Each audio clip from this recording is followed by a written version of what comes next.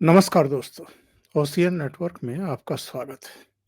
मेरे साथ जुड़ रहे हैं बहुत ही खास मेहमान धीरेन्द्र पुंडिर, वरिष्ठ पत्रकार। तो उनको जोड़ कर के चर्चा को आगे बढ़ाते हैं। धीरेन्द्र जी, बहुत स्वागत है। नमस्कार। नमस्कार। धीरेन्द्र जी, ये बताइए कि ज्ञानवापी के तहखाने में जो व्यास स्थल है, वहाँ पर जो पूजा का आदेश जिला जज ने दिया है, जिला अदालत ने दिया है, उसको वो क्यों दिया है ये तो हम डिस्कस कर चुके हैं अपने एक पुराने वीडियो में। और बहुत आश्चर्यजनक बात है कि मौखिक आदेश पर वो पूजा रोकी गई और उसके बाद जितनी सरकारें बनी उनमें से किसी ने सुध नहीं ली कि हिंदुओं की भावनाओं की कद्र की जाए और इसमें पूजा फिर से शुरू कराई जाए। और उसमें विलन कौन था ये भी पता लग चुका है। लेकिन अब जबकि जिला जज ने वो सारी स्थितियां परिस्थितियां क्लियर करते हुए ये कर दिया कि वहां पर पूजा होगी और आदेश के 7-8 घंटे के भीतर ही वहां की साफ सफाई करा करके पूजा शुरू कर भी दी गई।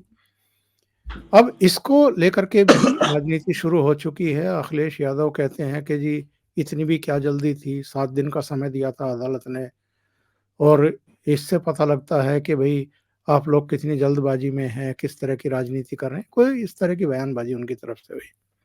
लेकिन रात में ही ये लोग सुप्रीम कोर्ट पहुंच गए, रजिस्ट्रार के पास। रजिस्ट्रार भी सुबह 4 बजे चीफ जस्टिस के पास पहुंच गए उस फाइल को लेकर के, याचिका को लेकर के। और चीफ जस्टिस ने कहा कि नहीं, यहाँ क्यों आए हैं, आप इलाहाबाद हाई कोर्ट जाइए। इलाहाबाद हाई कोर्ट ने भी इनको झटका दिया है। ये इतनी जल्दबाजी में क्यों है कि वहां पूजा बंद कराई जाए? और क्या इनको वाकई हक है इस तरह की याचिका लगाने का? क्योंकि ये तो उसमें उस तरीके से पार्टी भी नहीं है। इनकी किसी याचिका पर भी रोक नहीं लगाई गई थी कि ये उसको रुकवाने के लिए फिर से पहुंचे हैं। देखिए, एक बड़ी बात ये है, अगर आप गौर करेंगे कि पिछले 70 सालों की राजनीति ने एक चीज़ तो इस देश में मजबूत की है, वो है कि तुष्टीकरण को अपना अधिकार मानने की ताकत। जिस तरह से ये फैसला 1993 तक पूजा का है, 1936 का दीन मोहम्मद केस जो 1942 में भी जब कोर्ट के साथ हाई कोर्ट ने खारिज किया, जब वो लोअर कोर्ट के फैसले के खिलाफ जिसको सुप्रीम कोर्ट ने, वो हाई कोर्ट ने एडमिट किया था, इलाहाबाद हाई कोर्ट ने, तो उसी के बाद वो और के लिए गया तो विद कोस्ट उसको खारिज किया था। उसमें भी बहुत सारी चीजें क्लियर थी, जिसमें से एक चीज ये भी साफ थी कि किस तरह से वो दबाव बनाने के लिए इंटेंशनली वहां भीड़ इकट्ठी करते थे, जो आज आपने भीड़ देखी। उसके बाद आपने फिर ये देखा होगा, एक बहुत खतरनाक ट्रेंड है, लेकिन मुझे लगता है कि लोग बहुत कम पकड़ने की कोशिश करते हैं या बात नहीं करते हैं।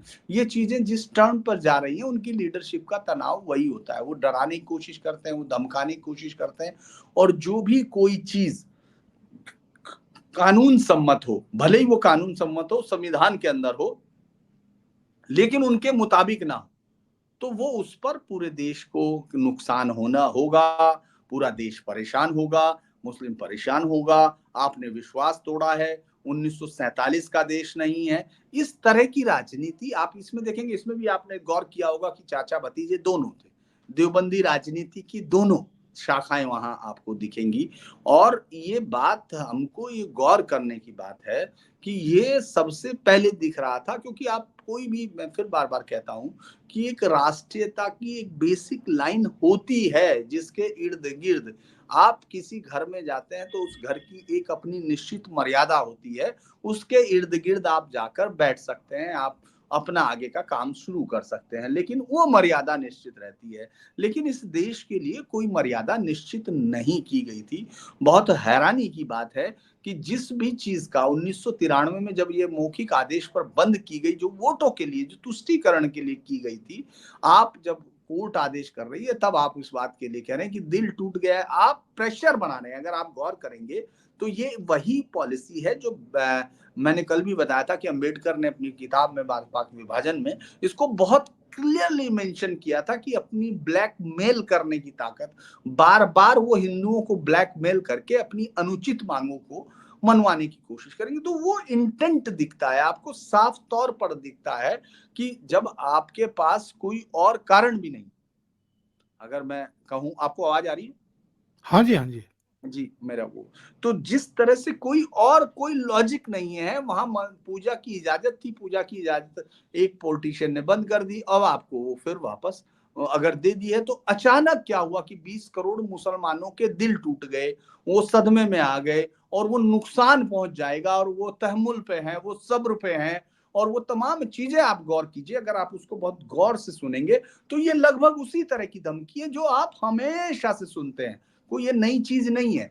चूंकि आप सीधे तौर पर कहते नहीं है, इसीलिए आप उसको एक और बस एक चीज हुई है इस दौरान, मैं कहूंगा कि एक बड़ी चीज ये हुई है कि आप बाकी किसी की आवाज अब इनके साथ बहुत कम देख रहे हैं, क्योंकि लोगों को ये मालूम हुआ है कि जनता जो है इस तरह की ब्लैकमेलिंग से अब उबी हुई है। अब वो चिढ़ती है इस तमाम चीजों से कि ये किस तरह की राजनीति है कि जो मेरे हक में नहीं है तो सब कुछ है आपकी आंखों पर। सबसे बड़ा वही रटे रटाए तर्क जो एक्सपोज हो चुके हैं।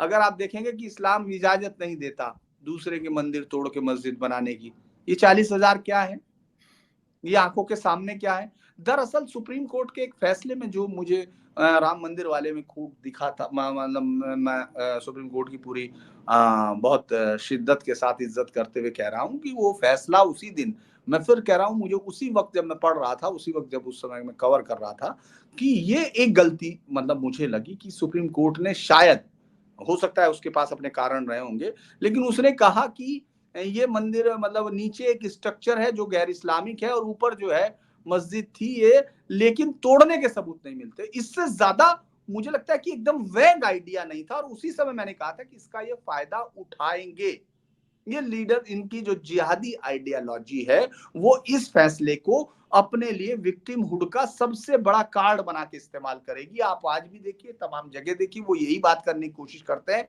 कि वो मंदिर तोड़ा नहीं गया था, ये कहानी थी, ये थी। दरअसल सच इतना लिखा हुआ है, इतना सच लिखा हुआ है कि वो जानते हैं कि अब वो कुछ भी बोलेंगे उसका कोई मतलब नहीं, इसलिए लिहाजा वो कुछ भी बोल रहे हैं। आप इस्लाम अगर मस्जिद तोड़कर बनाने की इजाजत नहीं देता मंदिर को, तो इस देश में इतने मंदिर तोड़े गए वो उन्हीं इतिहासकारों ने लिखे जो कि तोड़ने वालों के साथ थे, तोड़ने वालों में शामिल थे, जिनकी वजह से तोड़े गए थे। कौन सी कहानी, मतलब आप उसका कौन किसका सबूत आपको चाहिए? काशी खंड से लेके किसी भी खंड से लेके आप पढ़ सकते हैं। अभी तो मैं कह रहा हूं कि इतिहासकार नहीं एक बैठने की बराबर में हिम्मत। एक एक तो वीडियो एक वीडियो क्लिप है मेरे पास, आरिफ अजाकिया हैं ये जी, आजकल रह तो रहे हैं लंदन में, लेकिन ये गुजरात के अजाक गांव के मूल निवासी हैं। विभाजन लेकिन के समय इनके पाकिस्तान के कराची में मेयर रह चुके हैं शायद।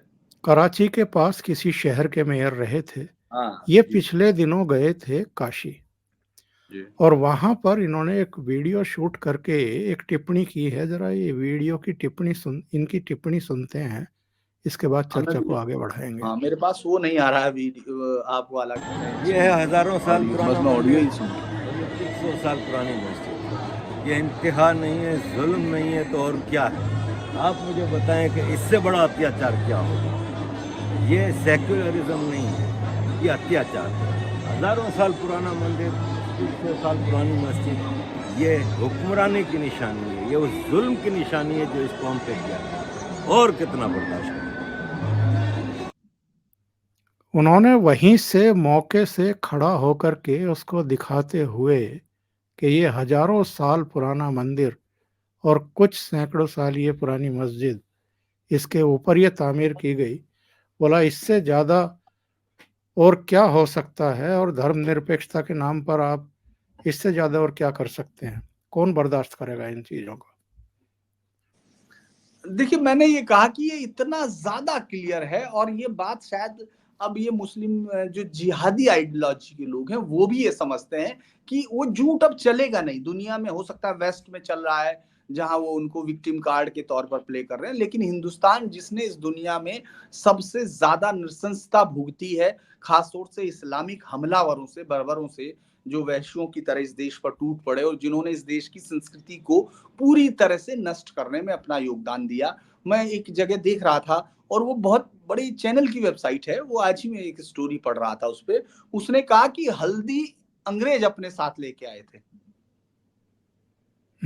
और बिरयानी जो है वो चूंकि क्या नाम उनका, शाहजहां की बेगम ने वो या उसकी बेगम ने, किसी बादशाह की बेगम ने के लिए वो बनाई है, ये डिश उसके कहने पर बनी है, ये उसकी इजाद की गई है। और उस कहानी को पढ़ने में नीचे पता चलता है कि वो कह रही है उसने कि वो सिपाहियों के लिए कुछ ऐसा बना दो जो बहुत ताकत। जिस देश में, जिस कल्चर में चावल नहीं पैदा होता था, जहाँ जहाँ पानी नहीं था, जहाँ हल्दी वैदिक लिटरेचर में है, मतलब जो आदमी उसको लिख रहा है, चैनल के हेड तो कर जाने दीजिए, जो होगा होगा, लेकिन जो लिख रहा है वो कितना मानसिक तौर पर उसकी स्थिति होगी कि जिसको ये भी मालूम नहीं है कि वैदिक लिटरेचर से लेके हिंदुस्तान से पैदा होती है, यहाँ से हल्दी का प्रयोग होता है, वो सब। तो आप जो ये देख रहे हैं कि ये इस तरह के बयान हम लोगों को अपने पे, अपने इनके टेक्स्ट पर, स्टडी पे कमजोर साबित करते हैं। मुझे लगता है ये बयान तो वो हमको उनकी जरूरत तब पड़ती है जब हमको अपने पे यकीन ना हो, क्योंकि वो साफ तौर पर दिख रहा है, नंगी आंखों से दिख रहा है। उसको कोई अंधा ये कह भी नहीं कह पाएगा कि ये मंदिर नहीं है, वो मंदिर है, लिखा हुआ है। आपके इतिहासकारों ने मसारी आलमगिरी में लिखा हुआ है, जो रोजामचा है, इसके बाद जदुनाथ सरकार ने उसका अनुवाद किया, आपके हर टेक्स्ट में लिखा हुआ है, आपका हर एक इशारा चीख चीख के कह रहा है। लेकिन चूंकि जो सेकुलरिज्म का नाम का भूत था, जिसने जिन्ना को ताकत दी थी, जिसके बाद जिसने एएमयू को बचाए रखा, वो तमाम लोग इसके सबसे बड़े अवलंबनदार थे। देखिए, बहुत बड़ी बात यह है कि ये देश किसी संविधान या किसी के कहने पर सेकुलर नहीं है, या सेकुलर का मतलब जिस तरह के वे सेकुलर है उस तरह से नहीं है। ये देश इसलिए सहिष्णु है क्योंकि हिंदू स्वभाव सहिष्णु होता है, इसीलिए उसमें कोई इसमें इफ बट नहीं है। और एक पत्रकार होने के नाते भी मुझे ये कहने में कोई हिचक नहीं, जिनको ये शर्म आती है, जिस झूठ में जिंदा रहते हैं, अगर उनको कभी भी किसी को इसमें बहस की गुंजाइश हो तो वो मुझे फोन भी करके आराम से कर सकता है। 1940 से लेके आप ये सोचिए लोग क्यों कर रहे हैं, क्योंकि ये दरअसल उस समय भी पाकिस्तान समर्थकों ने, मैं आपको बता देता हूं कि कांग्रेस ने यूपी में बुरी हार हुई, जबकि मुस्लिम लीडरशिप उसने रखी। उसने सबसे बड़े जिनको हिंदुस्तान का वो बनाया गया, और बाद में पता चला कि वो वहां दफनाने के लिए भी उनको कहा गया कि नहीं, वो मक्का यहाँ इस देश में दफनाना भी नहीं जाए।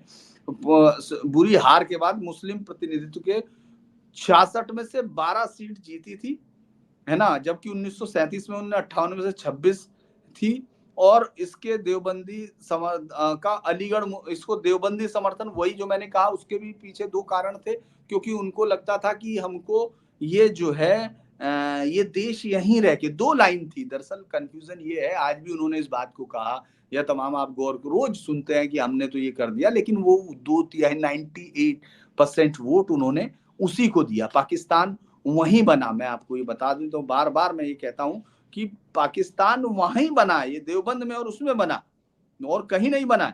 ये जो है, ये जब कांग्रेस ने 1940 में जब चुनाव हुआ था, स्वतंत्रता में लीग ने 87% मुस्लिम सीटों पर जीत हासिल की थी, 87% पर। पाकिस्तान के लिए एकांगी अभियान चलाने वाले जिन्ना के लिए 6 मिलियन में से 4.5 मिलियन यानी 45 लाख मुसलमानों ने मतदान किया था। लीग ने मुंबई, मद्रास और उड़ीसा की सभी मुस्लिम सीटों पर, बंगाल, असम और मध्य प्रांतीय जो हमारे से अधिकांश सीटों पर कब्जा किया था। ठीक है, इसके और ये पूरी तरह से तमाम जो वोटर्स थे वो पाकिस्तान के डिवीजन के लिए वोट कर रहे थे। जब डिवीजन हो गया तो आप कांग्रेस दरअसल एक जो एक सपना लिए नेहरू को लगता था कि वो तमाम चीजों के लीडर हो सकते हैं, लोग उनकी बातें, या महात्मा गांधी जो भी सोच रहे थे, लीडर अच्छे थे, लेकिन जो भी वो सोच रहे होंगे, वो उस सब का कोई भी अंतर वहां नहीं पड़ रहा था। मुस्लिम लीग ने पूरी तरह जीत हासिल की थी, और ये तमाम जो आपने अंकुश देखे, आपने उन्हीं को पुष्पित पल्लवित किया, कोई कमजोर नहीं किया। मैं तो ये कह सकता हूं कि बंगाल में तो इतनी बुरी हालत थी, अगर बंगाल में अगर उस समय गोपाल पाठा या वो प्रतिरोध नहीं करते, तब तक जो है ये साफ हो गए होते, जो बचे हुए थे वो भी साफ हो जाते। इसके बावजूद आप उनके साथ टेबल पे बैठते रहे, और कांग्रेस जो है उनको रियायत पर रियायत देती रही उस वक्त। तो मुझे लगता है कि ये बहुत ही खतरनाक संदेश थे। और उस पर चूंकि आपने, मैं फिर बार बार कल भी कह रहा था, क्योंकि उस पर आपने बहुत ज्यादा ध्यान नहीं दिया, किसी तरह का कोई सॉल्यूशन नहीं सोचा और आपने किताबों में उसको छुपाने की कोशिश की। जिसका नुकसान ये हुआ कि उन्होंने अपनी गुंडागर्दी को, खासतौर से उस लीडरशिप ने जो ये सोच रही थी कि हमारे पास क्या है और क्या नहीं, उन्होंने ये सोच लिया कि ये सब हमारा है। उस समय भी बल्कि उसके बाद कैसी किताबें लिखी गई, प्रकाशन संस्थान की किताब मैं पढ़ देता हूँ, 1857-58 के महासंग्राम के बाद, ये आपको बालाकोट का याद होगा, भारतीय मुसलमान पर ये विलियम हंटर की बुक है, कमीशन बैठा था और उसके बाद उसमें देखा गया था कि किस तरह से पूरी किताब में ये कोशिश की गई ये बताने की, जो ट्रांसलेटर है उसने भी ये बाद में, जो भारतीय प्रकाशन ने, कि ये 1857 में जिस तरह से एक जवाब देने की कोशिश की, जबकि अगर आज वो बातें साफ हो चुकी, आज वो लेटर्स आ चुके, आज वो किताबें लिखी जा चुकी, जे साई दीपक जैसे लोग सामने आए हैं, उनकी किताबों में एक एक रेफरेंस है कि किस तरह से वो कत्ल करना चाहते थे, काफिरों को जमीनों से हटा देना चाहते थे। उसको आपने आजादी की लड़ाई समझ लिया, तो ये आपकी गलती है, उनकी गलती नहीं है। तो मुझे लगता है कि आपने अगर ये माना है तो ये आपकी गलती है, मैं तो फिर यही कहूंगा। तो इसीलिए जब आप इस तरह के लोगों को देखते हैं जो टीवी पर बोल रहे हैं, तो वो मुझे लगता है कि उसमें कुछ भी ऐसा नहीं है जो कोई नया हो। क्या हिंदू लोग अफगानिस्तान में, अंबेडकर साहब ने कहा था, आज के क्या हिंदू लोग अफगानिस्तान के आक्रमण के समय एक ऐसी फौज पर निर्भर रह सकते हैं? केवल तथाकथित राष्ट्रवादी यथार्थवादियों में ये सोचेंगे, क्योंकि बहुत सारे कारण हैं। मैं मतलब कितनी किताब पढ़ूं आपके सामने, इसीलिए जो आप कह रहे हैं कि वो क्यों सामने आए, तो उनके पास इतिहास में झूठ और लूट को छिपाने के लिए झूठ के अलावा कोई और रास्ता नहीं।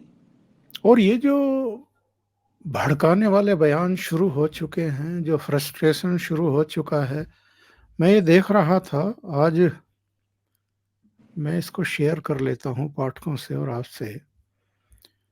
ये जोधपुर में एक तकरीर हुई है, एक मुफ्ती है सलमान करके, और इसने जिस भाषा का यूज वहां पर किया है बेहद आपत्तिजनक है। इसने कहा है, सलमान अजहरी नाम का ये मुफ्ती है, इसने कहा अभी तो करबला का आखिरी दिन मैदान बाकी है, कुछ देर की खामोशी है फिर किनारा आएगा, आज कुत्तों का वक्त है कल हमारा दौर आएगा। ओवैसी को तो हम सुनते रहे हैं, आज मुस्लिम पर्सनल लॉ बोर्ड की भी एक प्रेस कॉन्फ्रेंस थी, उसमें भी भड़काऊ बातें की गई, लेकिन जरा इसको सुनिए। अभी तो करबला का आखिरी मैदान बाकी है, कुछ देर की खामोशी है फिर दौर आएगा, आज कुत्तों का वक्त है कल हमारा दौर आएगा। लब्बैक या रसूल अल्लाह, लब्बैक या रसूल अल्लाह, लब्बैक लब्बैक या रसूल अल्लाह। तो इनकी हरकतों से आपको नहीं लगता कि ये लोग बाज आने वाले नहीं हैं? इसके बावजूद के 2 बार की बहुत स्ट्रांग गवर्नमेंट है, नरेंद्र मोदी प्रधानमंत्री हैं, देश का माहौल और मिजाज बदला हुआ है।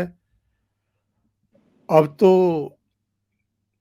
अदालतों से भी मैं ये कहूँगा कि आशा जगाने वाले रुख की अपेक्षा की जा रही है और वो वैसा कुछ करती भी दिखाई दे रही हैं। फिर भी इतना दुस्साहस कि आज कुत्तों का वक्त है कल हमारा आएगा। देखिए, आप फिर वही, चूंकि आज तक उनको उसके कहने की सजा नहीं दी गई, आज तक उनको कभी उस पर रिएक्शन नहीं किया गया। इससे उसको आप देखेंगे वो ताली बजाने वाले लोग कौन है, अगर आप इसको पकड़ भी लेंगे तो उन ताली बजाने वालों को क्या हुआ, क्योंकि अब कल ये सब चीजें दिखेंगी, ये बहुत तेजी से और दिखेंगी, क्योंकि आज तो फिर भी आप ये सब कह सकते हैं, लेकिन लंबे समय से आप देखिए हिंदुस्तान ISIS, AQIS, अल कायदा, इन तमाम लोगों के निशाने पर रहा। ऐसा क्यों है?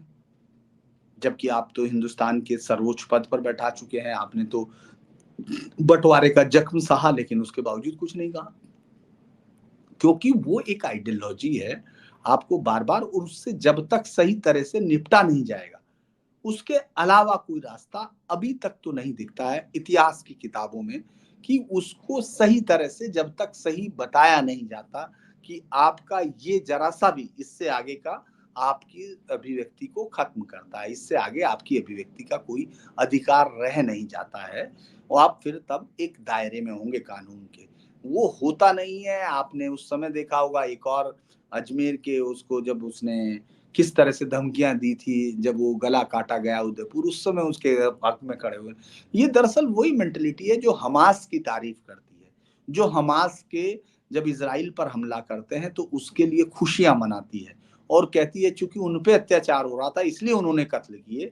तो ये इस तरह की कहानियां गढ़ते हैं, एक क्रिएट किया जाता है, और उसमें मैं नहीं मानता कि कोई भी ये कह दे कि मुस्लिम्स को किसी हिंदू ज्यादातर संस्थानों में या किसी में कोई चीज कहा गया हो, या उनको चूंकि जिनको नहीं मालूम है वो इनकी बातें करते हैं या उनको समझते नहीं है। ये इस तरह की धमकियां देना, ये सब देना, ये एक स्ट्रेटजी का हिस्सा है।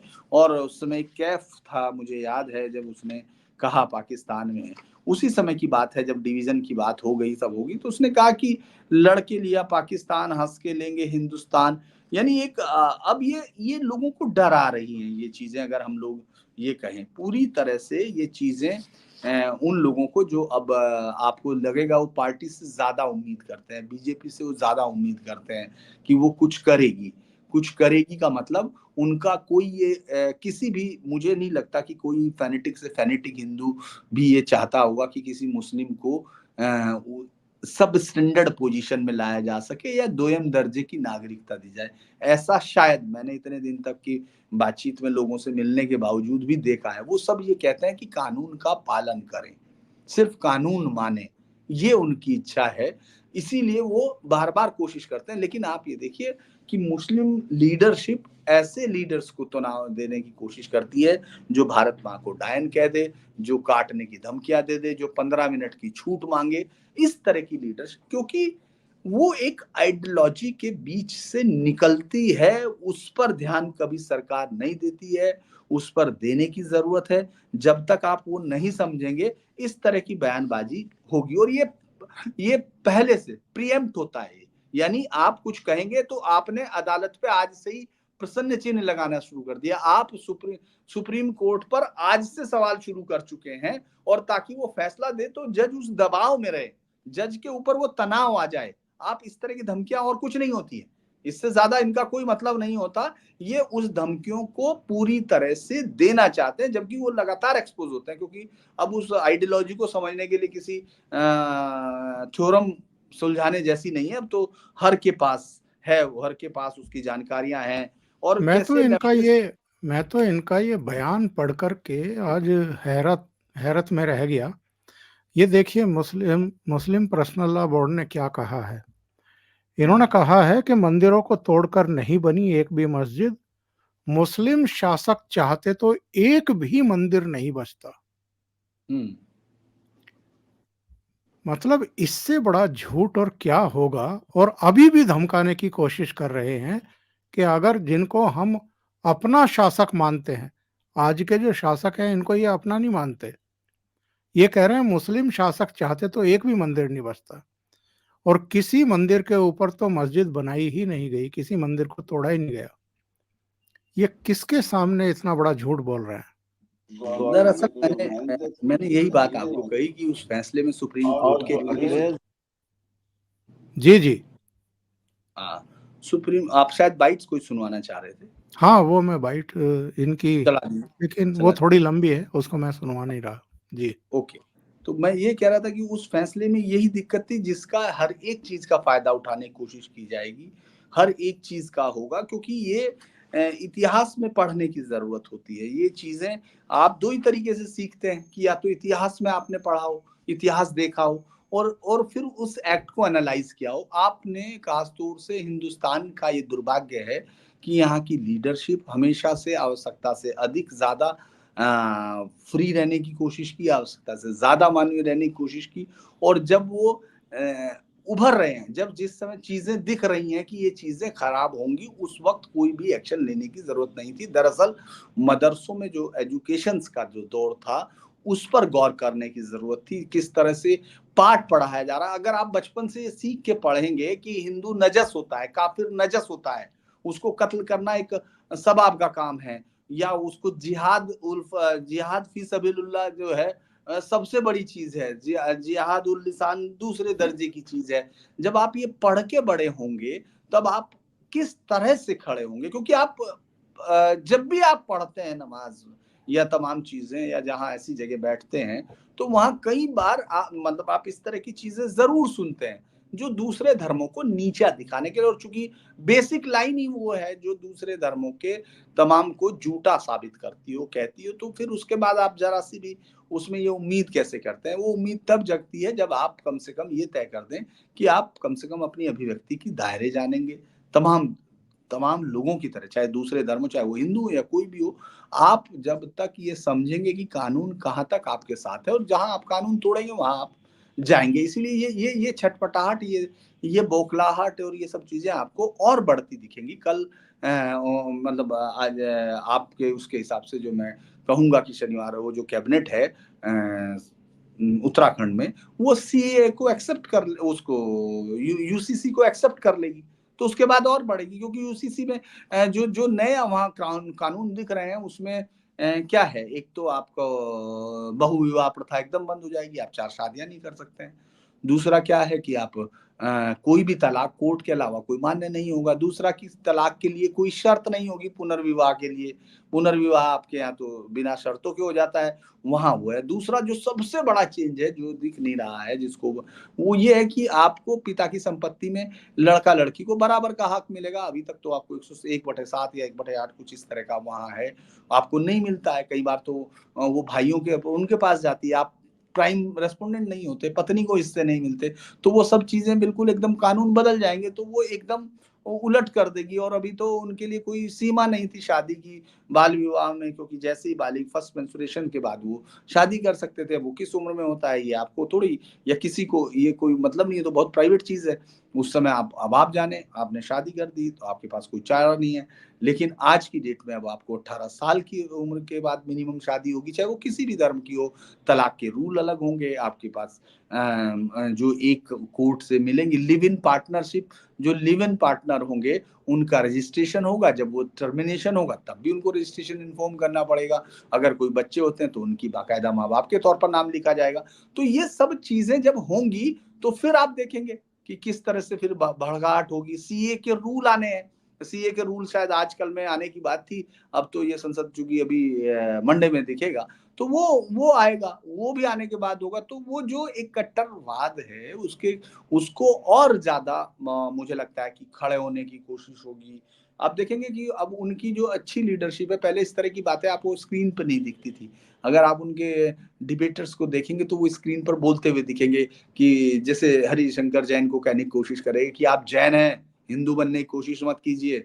जैसे होगा तो कहेंगे दलित भाई आपके खिलाफ खड़े हो जाएंगे, आप यूसीसी लाके तो देखिए, ओबीसी आपके खिलाफ। जनरली वो ये जो लीडरशिप है, जो जो जिस तरह का ये है, इनको शुरू में ही ये जो अलीगढ़ी मानसिकता है, जिस तरह से इस देश में डिवीजन के लिए शस्त्रागार बनाया था अलीगढ़ को, और अलीगढ़ मुस्लिम यूनिवर्सिटी ने जिस तरह से पूरी अदा की थी भूमिका, वो सारी चीजें वो बची रही, वो उसके हिस्से रहे। और उसके बाद की लीडरशिप ने उनको जो है बाकायदा प्रसिद्धियां तरजीह दी, और जिसका नतीजा ये है कि आज वो सुप्रीम कोर्ट को धमका रहे हैं। वो ये कह रहे हैं कुत्तों का वक्त है, ये सब चीजें, ये सब कहने के लिए वही लोग हैं, ये लीडरशिप है। मैं ये नहीं कहता कि यहाँ मुस्लिम ज्यादातर जो होगा, जिसको इस मुस्लिम, वो शायद इस बात से बहुत इत्तेफाक नहीं रखता होगा। उसको मालूम होगा कि इस देश में सबके लिए, सभी ने जो है सबके लिए जगह दी, ये संवैधानिक तौर पर दी, ये किसी और ने, और ये संविधान आदमियों ने बनाया है। और उन लोगों ने बनाया, उस वक्त में बनाया जब लाशें आ रही थी पाकिस्तान से, जिस तरह से हिंदुओं को कत्ल करके लगातार भेजा जा रहा था, उन लाशों के बीच भी एक सेनाइल होते हुए और सेंसिटिविटी के साथ एक संविधान देश को दिया था। पाकिस्तान से आप ऐसा कुछ नहीं कर पाए। धीरेन जी, बहुत बहुत धन्यवाद आपका। इतना समय आपने ओशियन नेटवर्क के लिए निकाला और 2-3 अहम मुद्दों पर चर्चा की। Thank you so much. जी सर, नमस्कार।